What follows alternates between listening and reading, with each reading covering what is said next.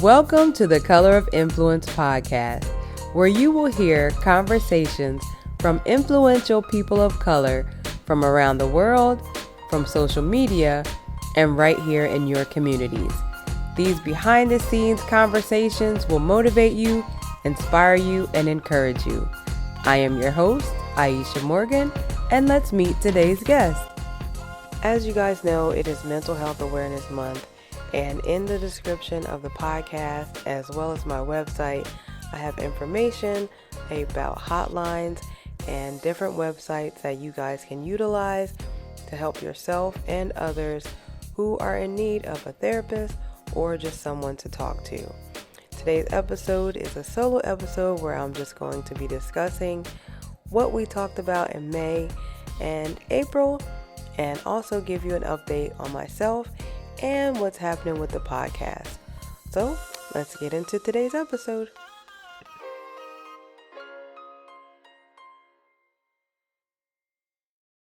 All right, y'all, welcome back to the podcast.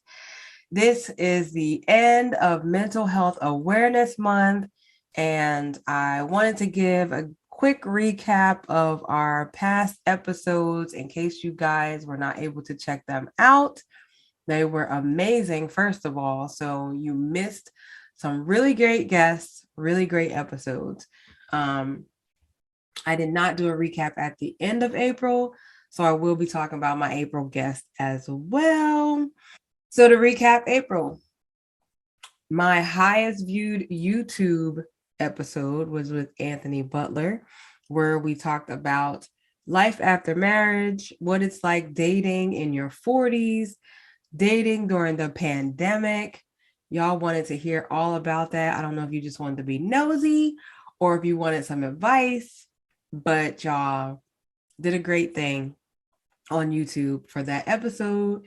Much appreciated. Anthony was an amazing guest. It was so good that we did 2 parts.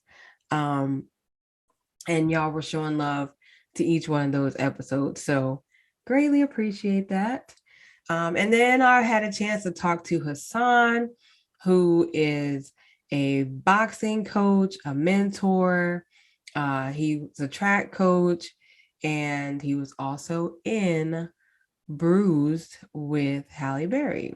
So lots of great things that we talked about on that episode as well. So if you did not get to check that out, that was episode 9 of our 2nd season.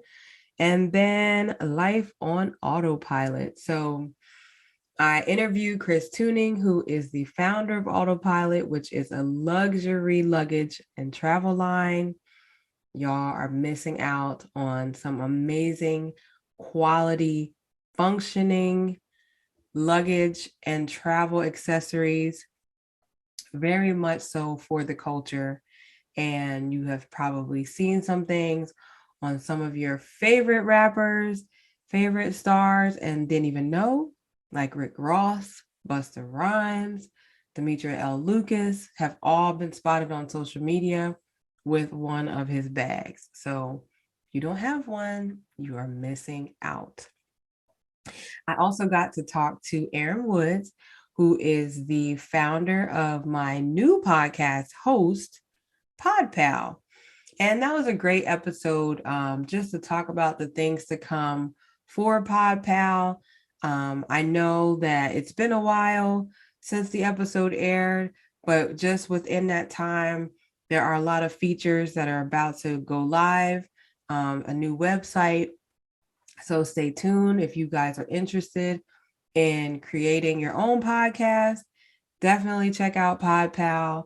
They have different levels of membership. So, and they have a free option that does not have a time limit on it. So it's not free for a month, but it is free for a certain amount of episodes to give you kind of an idea if you want a podcast, or if you're just starting out, you're not sure if you're going to move forward with it. Definitely give PodPal the opportunity. So it's a great platform. I've enjoyed it. Like I said, they have a lot of features coming. So check out that episode. That is episode 11. And then episode 12, I got to sit down with my mom. We talked about all things mental health in a psychiatric hospital setting. And you guys really enjoyed that episode, had lots of great responses to some of her stories. So that was interesting. And then last week, Jamel was the guest host, and he sat down with his friend Rob, and they talked about mental health in the military and in veterans. So lots of great information that they shared. They are very transparent, both of them, about their struggles and why they started to see a therapist and other outlets that they found as far as helping them with their mental health.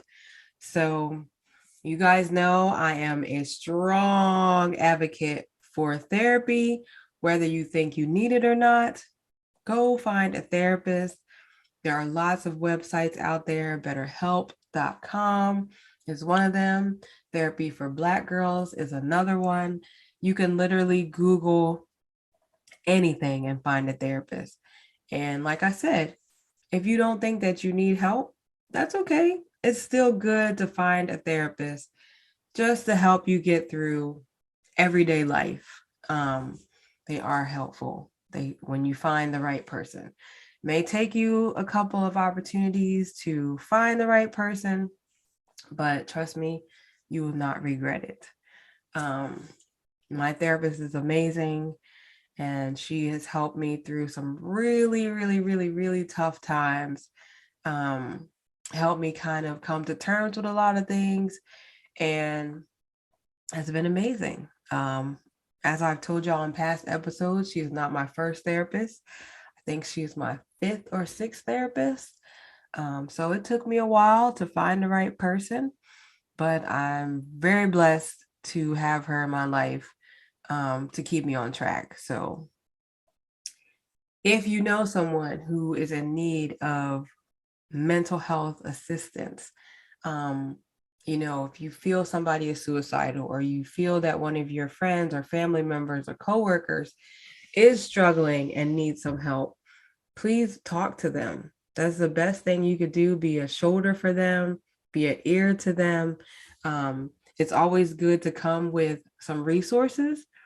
So find out some local things in your area or some national hotlines, websites that they can go to, for further assistance.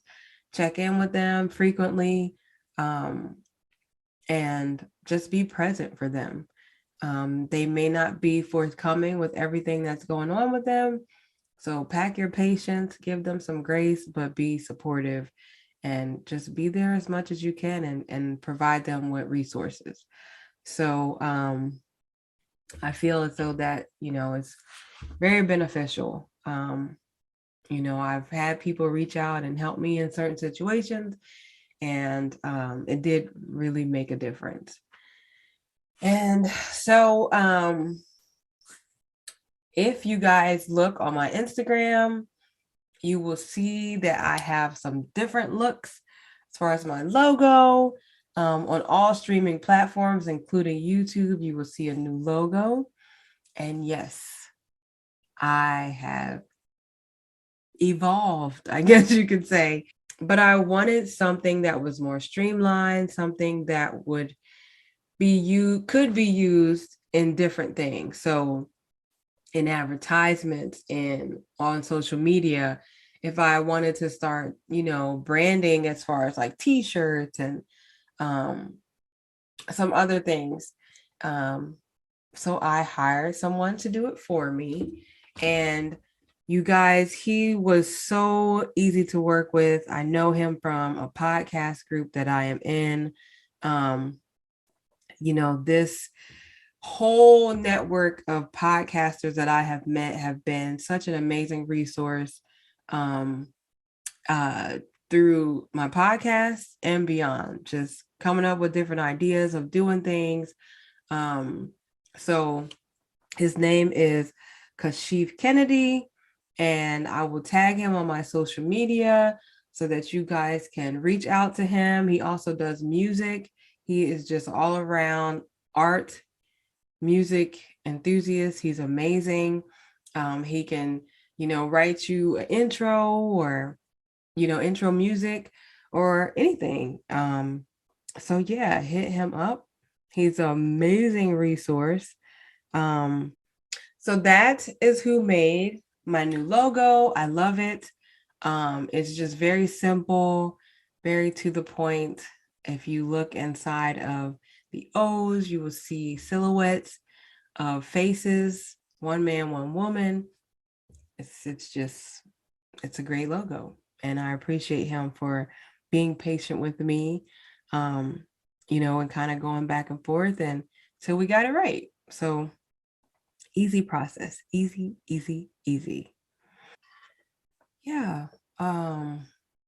Lots of great things happening for the podcast. June is going to be fire. So June, what is June looking like for us? So if you guys are watching on YouTube, I have this little device on my phone right here. And if, again, you have to be on YouTube to see this, but let's see. It sticks my phone to any surface. I just twist it, comes off, didn't take off any paint. Amazing. It is called the Flip Stick, and the creator of this device will be on the podcast. His name is Akeem. Very blessed to have him next month. And then I also have the Plant-Based Brother coming up next month. I met him at a Fitman cookbook signing, and we connected, and we kind of hung out, went to some vegan events together, and then COVID happened. Need I say more? So it was great reconnecting with him. We had a great conversation, lots of fun. And then I have Kimberly Renee that's going to be on. I have reposted plenty of her content in my stories. She uncovers lots of things about our past as Black people and pertaining to slavery, some businesses that have ties to slavery that continue to thrive and profit off of slavery today. So she's going to be on, and she's also digging into her genealogy and has been uncovering things about her family. Her and then another person that I follow, Black Girls Who Brunch, her name is Erica. She also posted about research on her family. And so I did a 23andMe years ago just to find out like where my background is and where I'm from, like origin wise, as far as my DNA goes. And according to 23andMe, I want to get this right, I am West African, 83% West African. I am 11% European and 1.1% East Asian Native American. Really, I'm 1.1% Southeast Asian, to be more specific. So, yeah. But Ancestry does more than just that. You are able to find out about your family members by searching names, and there is a membership that's tied to it. I just signed up yesterday, to be exact, and they have 3 months for $1. And then after that, I think it's $79 for 3 months. Not sure. But that gives you access, I think, to do the research. If I'm not mistaken. I didn't really read everything, y'all. I know it's bad. So I am digging into that with my mom. My mom's already on Ancestry, and then I have family from my dad's side that is on Ancestry. So last night I was able to get to a lot in creating my family tree because my mom and my cousin did a lot of the legwork. So when I would type in people's names, it would show up under their profiles. And then I was able to add them to my family tree, like the people that they already found. So that made it a lot easier, but it was very interesting to see the documents that connected everybody together. So I employ you to do that. It's always good to know your origin and your family. And, I feel like as American, as Black people in America, it's always hard for us because sometimes our origin is not as far back as some. And we know that we did not start here, not all of us. And so, but where did we come from? So that's always, kind of tough for us. We don't really know exactly where we came from. And so it's kind of difficult. I'm hoping that I can, kind of date myself back to an actual origin country from doing the Ancestry. I know it's going to take some leg work, but thankfully my family has done a lot of it. And so I just can continue from where they left off and try to find some more information. So lastly, before I wrap up the episode, I think back in April, I posted a video of me doing the big chop, and I cut all my hair off, had a nice little shortcut, shaved back, shaved sides, just a little bit of hair at the top. And y'all gave me such beautiful responses, nice messages in my inbox, and nice comments, text messages, the whole 9 yards. And it made me feel 100 times better about my decision to cut my hair off. But there was a reason that I cut my hair. So back in February, I went to my doctor, and I go every year around my birthday to have my annual exam from my gynecologist. She's doing my breast exam and immediately was like, "You have a lump in your right breast. Like, did you not know that?" And I'm like, I mean, it's always been bigger than the other one, so I never really noticed. I told her, after having a baby, I don't know what my body's supposed to be like. So, there were some things that were happening, some discharge out of my nipple, and that wasn't clear. So, but I never put two and two together that it could be an issue. And from what she said, it could not be an issue, but I had to get a mammogram like I was going to do anyway, which I had one last year. Had to get another mammogram, but this time it's called a diagnostic mammogram. So they take a lot more images because you have an issue that was detected beforehand. So learning all of these things was, interesting. So there's a mammogram that you get, and it's called a screener. And that's what most people get every year once you turn 40. And then there's a diagnostic, which is different images because someone has detected an issue. So I get the diagnostic, and my doctor calls me back with my results, and she tells me that there is some concern. There are some areas that need to be biopsied. So scheduled to get my biopsies done, and I have to get a biopsy on my right breast, left breast, and lymph nodes in my right armpit. Very interesting process, to say the least. To get my biopsy in my breast, I laid on this table that was kind of high up. They lowered it.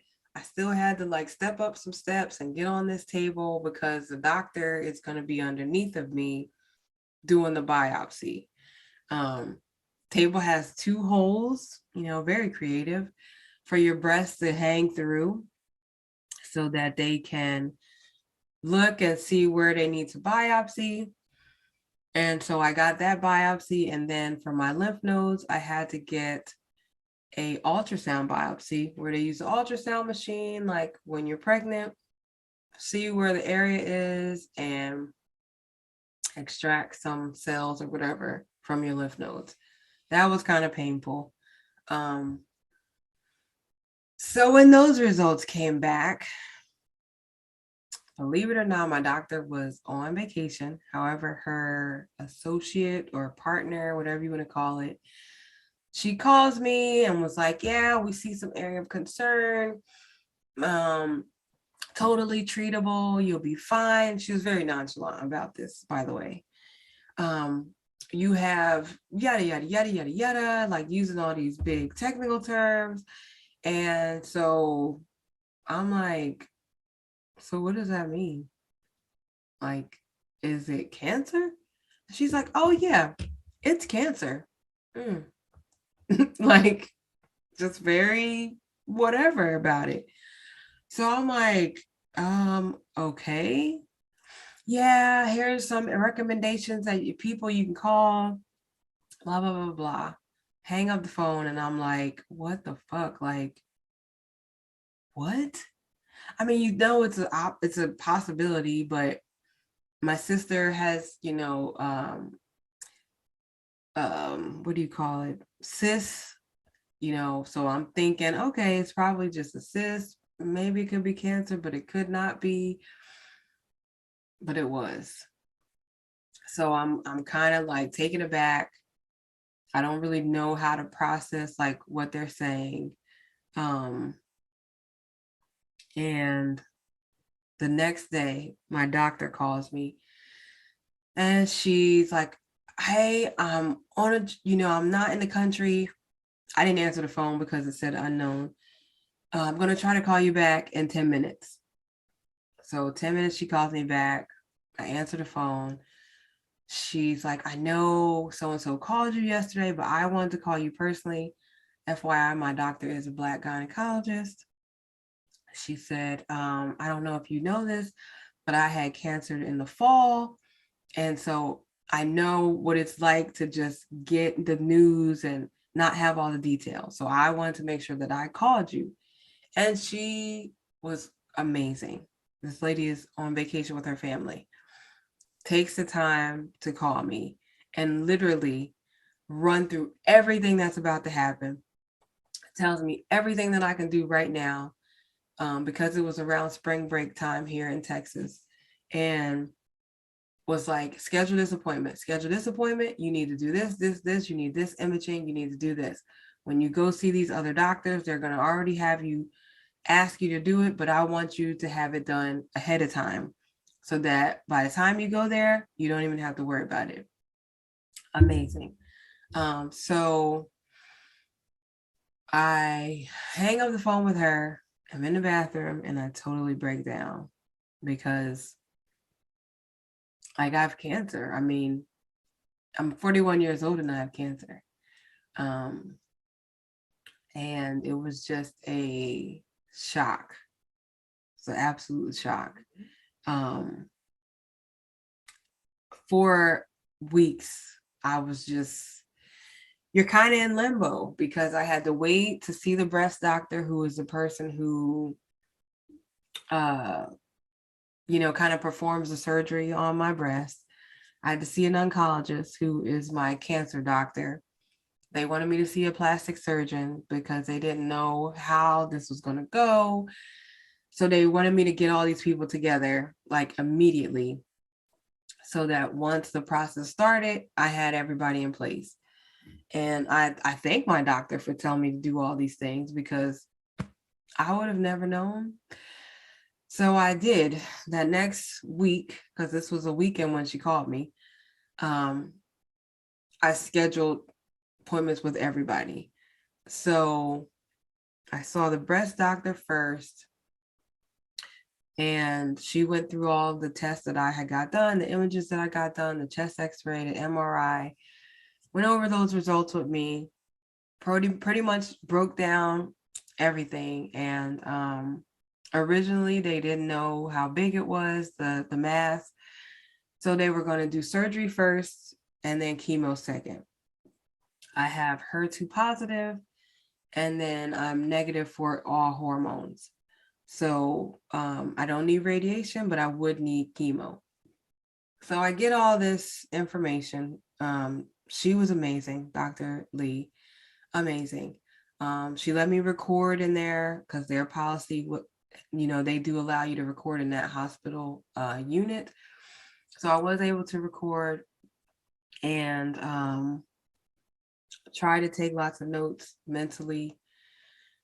So the plan was going to be surgery and then the chemo after surgery. Then she ordered some more images, some more tests. I'm not sure if I did the chest x-ray and the MRI before or after I went to her. I think it was after. So the day I'm going to my oncologist, that week I did the MRI, that's right, and the chest x-ray.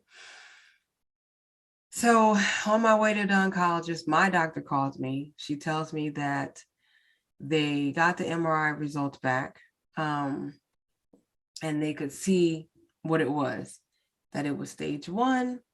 They knew that. My plan was going to change. She wasn't really sure what it was going to be because they were talking about it, literally, the oncologist and the breast doctor. So I get to her office and she's like, great news. We got the MRI results. I was on the phone with your doctor. I was on the phone with the breast doctor, and we came up with a good plan. We are going to do chemo first, and then we're going to do the surgery after.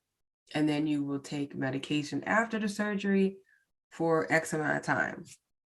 So, I don't know. All of this stuff happened so fast, y'all. Like, it was so fast that it was very hard for me to process everything. And when I say so fast, I don't mean like 1 week this happened, another week this happened, another week. No, like what I just told you about the results coming in and all that stuff, that was like 3 days. Like, they were on it. They were not playing around, and I'm much appreciated. But I was still in shock because I thought I was going to have surgery and have time before having chemo. And I didn't. So I joined a group on Facebook to kind of get some more information about what I needed to do to prepare for chemo, for surgery, and just to have like a support group. And then talking to my therapist, of course, was very beneficial. So my oncologist went through everything as far as the side effects for the medication, what medication I was going to be taking, how frequently I was going to have chemo, where I was going, everything. And then, of course, they talked about my hair falling out. So they gave me the option to do this cold cap. I went right to my Facebook group after that to get information about it. Some people felt it was worth it. Some people didn't. I didn't even check to see if it was covered by my insurance or not. It's usually not. But I opted not to do it. A lot of people talked about how cold it was. It's a cold cap. And my doctor offered to give me anxiety medicine because it can be overwhelming in the first like 10 minutes. So if I have to take anxiety medicine to keep something on my head just to keep 50% of my hair, it wasn't worth it. And so I opted not to do it. And I did, as you saw, cut my hair before my first chemo treatment. I did not want to see my hair falling out. And y'all know I had a lot of hair. So one of the women suggested that you just cut it off, cut it short. so that when it does start to fall out, it's not as bad. And so after my first treatment, you know, had some side effects, wasn't too bad for me. As I said, I have stage 1 breast cancer, only on the right side. The left side has some papilloma, I think that's how you say it, which are areas of concern. And nothing was in my lymph nodes. So I did have side effects, like I said, from my first chemo treatment. And, it was very nerve-wracking, because you read these things about what everybody else is going through, and you don't know if you're going to go through that or not, because everybody's body's different. And so it was just, I don't know that I have processed still that I had cancer. Like, saying it was hard initially, and I was breaking down crying all the time. The more I talked about it, the more it was very medical and not emotional for me after a while. But after my first treatment, I go every 3 weeks. The week before my second treatment, my hair started falling out. I was doing my little area in the mirror, putting my product in the top of my head, and all the hair was in my palm. And I didn't cry or anything. I just wasn't prepared for it.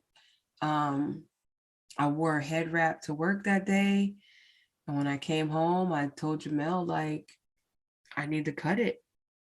Like, I need to shave my head. I don't know how much of it's going to keep coming out. And so I'm like brushing and combing, and it's just steady coming out.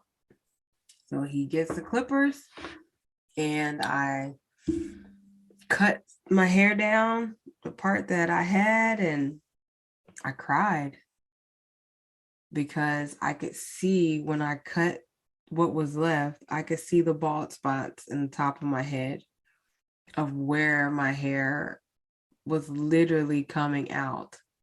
And I cried because I realized, looking at myself, that I'm a cancer patient.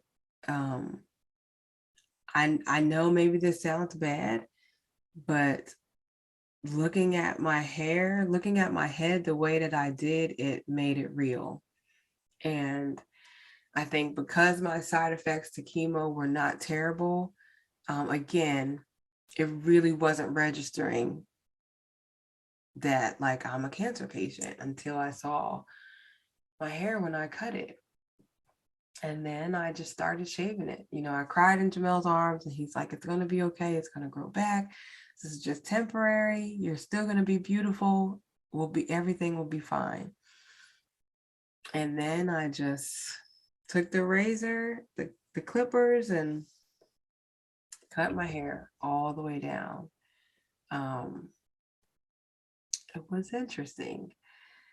Not that I felt like I wasn't attractive, or that I wasn't, I don't know, it wasn't that. It was like, I'm bald, like, I'm bald headed. What is this? Like, I'm bald, and not by choice. And I think that that's the hard part, is that, like, this was going to happen, and it was not my choice to shave my head bald. Cutting my hair short was my choice, shaving my head bald was not. And so that was kind of hard. But we all go through things, and we come out on the other side, and I'm okay with it now. I mean, I wear my wraps, I bought some wigs off Amazon just to play around with some things. Talked to my friend about making me some wigs, and was told about some other places that do free wigs. So yeah. I have it in my plans to post a blog about my treatments and the whole process. I just have to do it. So I really am going to try to put that up on YouTube and on my website, because I do think it's important for people to see this. And, you know, everybody's journey is different. And I don't know. I want people to see, you know, and hear what life is like for me right now. I am going to have a double mastectomy probably in the fall after my treatments are over. And that is going to be a whole nother can of worms, I'm sure.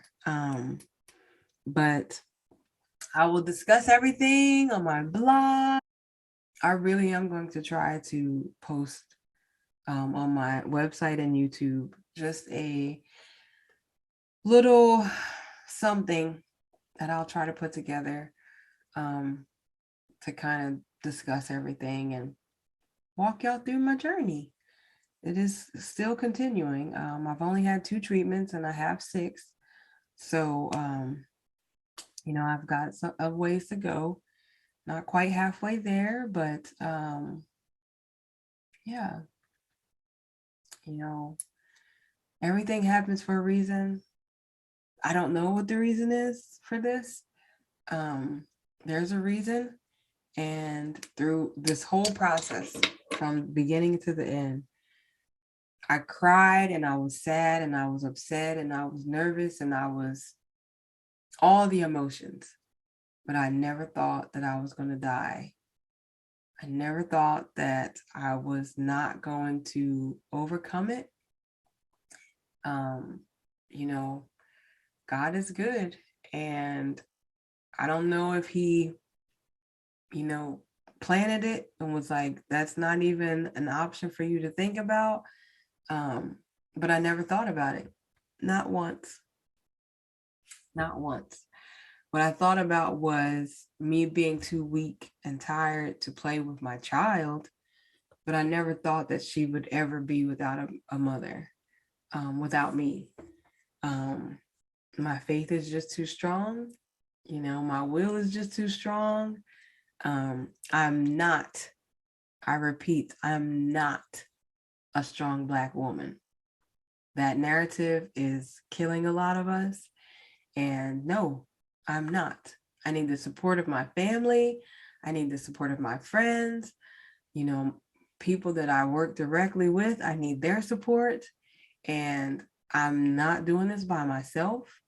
I don't recommend anyone go through anything alone. You do not have to be the strong one. And I am not. And I'm happy to say that I'm not. The strength that I have is from God. The Lord has blessed me beyond measure. And going through this treatment is hard. It's very hard to see your body break down in ways that you never imagined it would. But I know that in a couple of months, this is going to be over. I will have my surgery and do whatever I need to do after. And that will be it. I just have to, put it in his hands. And I have family who have also overcome, who are cancer survivors. One was only 2 when she was diagnosed. That is my role model. Whenever I think and complain, I think about all that she went through, and my situation doesn't seem so hard. So yeah, that is really the episode today. I know the end was not that exciting, but listen, y'all, I have cancer inside my body. Cancer does not have me. And I still operate the way I operated before. I don't usually have the energy to work out. My diet is whatever I can tolerate. So that includes meat at the moment. I can't be hard on myself because I'm in a whole nother realm of just life. So, I can't, I don't want to say that I can't, but I'm giving myself grace right now to the fullest, which means that when my body is saying just, this is what we want to eat, and I know it's not fast food or something, I'm eating it because I need to eat something. And right now, healthy food that I normally eat outside of fruit kind of makes me nauseous. So, judge whoever you want to judge. Please don't fill my inbox with meal plans that are vegan or alkaline or vegetarian or whatever. I appreciate it. It's just not necessary. Don't send me a bunch of herbs that I can take instead of going to chemo. Trust me, I have weighed my options. I have done all the thoughts and the prayers and the guided meditations and everything to come to my own conclusion of what I needed to do. And this is the path that I'm taking. And please respect it. No decision is easy when it comes to this, this having a disease like this. So it was thought out. It wasn't just a whim or I'm just listening to other people. I did consciously make this decision, and yeah. So stay tuned for my website. On the website, a blog, hopefully, and on YouTube. And get ready because next month is going to be amazing, as I said, with all of our great guests, Akeem, the plant-based brother, and Kimberly Renee. So stay tuned. I hope you guys have a great rest of your week. Peace out. And that's a wrap on another amazing episode. I know that you were just as inspired as I was after listening to that conversation. And to let us know how we're doing, don't forget to leave us a review, like, share, and subscribe to the podcast. You can also follow us on all social media platforms, from YouTube to Facebook, at The Color of Influence, and on Instagram, _color_of_influence. You can check out all of our episodes and additional content on our website, thecolorofinfluence.com, and that's an N only for influence. And don't forget to share the podcast with someone you know, and have them share the podcast with someone they know. Thank you all for listening. Until next time, peace out.